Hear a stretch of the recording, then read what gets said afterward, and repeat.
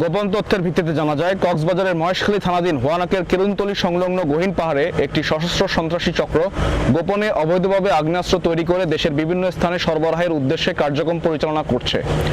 চক্রটি অবৈধ আগ্নেয়াস্ত্র বিক্রির পাশাপাশি জলদস্যুতা, পর্যটকদের উপর হামলা, ডাকাতি ও অন্যান্য সন্ত্রাসী কর্মকাণ্ডে জড়িত থেকে স্থানীয় জনগণকে বিভিন্নভাবে ভয়ভীতি প্রদর্শনের মাধ্যমে এলাকায় আতঙ্ক সৃষ্টি করে আসছিল। প্রাপ্ত তথ্যের ভিত্তিতে আজ 17 জুলাই 2026 শুক্রবার সকাল 6টায় কোস্টগার্ড স্টেশন, শাহপরী, টেকনাফ, বাহারছড়া, ইনানী, কক্সবাজার ও মহেশখালীর সমন্বয়ে উক্ত এলাকায় কুখ্যাত সন্ত্রাসী মিন্টু বাহিনীর আস্তানায় একটি বিশেষ অভিযান পরিচালনা করা হয়।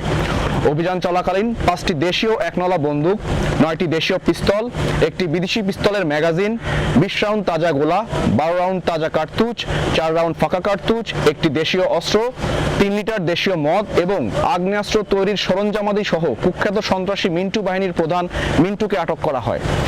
আটককৃত সন্ত্রাসী ইমাম হোসেন মিন্টু কক্সবাজারের মহেশখালী থানার হোয়ানকের বাসিন্দা। সে দীর্ঘদিন ধরে কুখ্যাত ও দুর্ধর্ষ সন্ত্রাসী মিন্টু বাহিনীর প্রধান হিসেবে বিভিন্ন সন্ত্রাসী কার্যক্রম পরিচালনা করে আসছিল। উল্লেখ্য, তার বিরুদ্ধে 15টি ফৌজদারি মামলা রয়েছে। তাকে আটকের মাধ্যমে অবৈধ অস্ত্রের একজন অন্যতম ব্যবসায়ীকে আটক করা সম্ভব হলো, যে অস্ত্র মহেশখালী সহ দেশের পূর্ব উপকূলীয় এলাকার সাধারণ জেলে ও লবণ চাষীদের জীবন অতিষ্ঠ করে আসছে। তার এই আটকের ফলে সাধারণ জেলের জন্য নিরাপদ সমুদ্র নিশ্চিত করার একটা প্রচেষ্টা সফল হলো। এই বাহিনীর অন্যান্য সদস্যদের আটকে গোয়েন্দা নজরদারি ও টহল কার্যক্রম জোরদার করা হয়েছে।